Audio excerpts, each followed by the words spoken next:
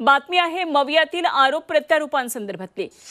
विधानसभा निवडणुकीतील पराभवानंतर काँग्रेसचे नेते विजय वडेट्टीवार यांनी मवियाला घरचा आहेर दिलाय। जागा वाटपात घातलेल्या घोळाचा हा फटका बसल्याचं वडेट्टीवार म्हणाले। जागा वाटपाचा घोळ 2 दिवसांमध्ये संपला असता तर प्रचार आणि प्लॅनिंगसाठी वेळ मिळाला असता असं वडेट्टीवार म्हणाले। आणि अप्रत्यक्षपणे त्यांनी नाना पटोले आणि संजय राऊत यांना यासाठी जबाबदार धरलं। राऊतांनीही यावर उत्तर देताना काँग्रेसवर खापर फोडले। त्यामुळे काँग्रेस आणि शिवसेना उद्धव बाळासाहेब ठाकरे पक्षातील या आरोप प्रत्यारोपांवरून आता मवियामध्ये वादाची ठिणगी पडली आहे।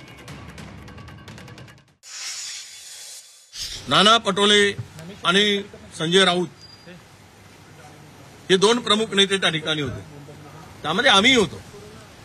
परंतु जागा वाटपाचा तिढा जर 2 दिवसात संपला असता तर 18 दिवस आम्हाला प्रचारासाठी आणि प्लॅनिंगसाठी उपयोगी पडले असते। आम्ही कुठलाही प्लॅनिंग करू शकलो नाही, आम्हाला कुठलाही प्लॅनिंग करता आलं नाही।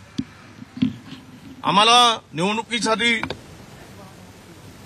3ही पक्षाला संयुक्त कार्यक्रम आखता आला नाही। हे अनेक कारणं झाली। त्यामुळे मला वाटतं हे एक मुख्य कारण आहे की जागा वाटपांचा घोळ आणि घालवलेला वेळ याचाही फटका नक्की बसलेला आहे। काँग्रेसला जास्त जागा हव्या होत्या आणि काँग्रेसला सगळ्यात कमी जागा मिळाल्या, म्हणजे जिंकून आल्या। आम्ही 20 जागा जिंकलो, पण आता त्याच्यामध्ये कशा करता वाद करायचा? जागा वाटपाला विलंब झाला हाच मुद्दा आहे। जागा वाटपाला विलंब झाला आणि त्या जागा वाटपामध्ये मिस्टर वडेट्टीवार सुद्धा होतेच की।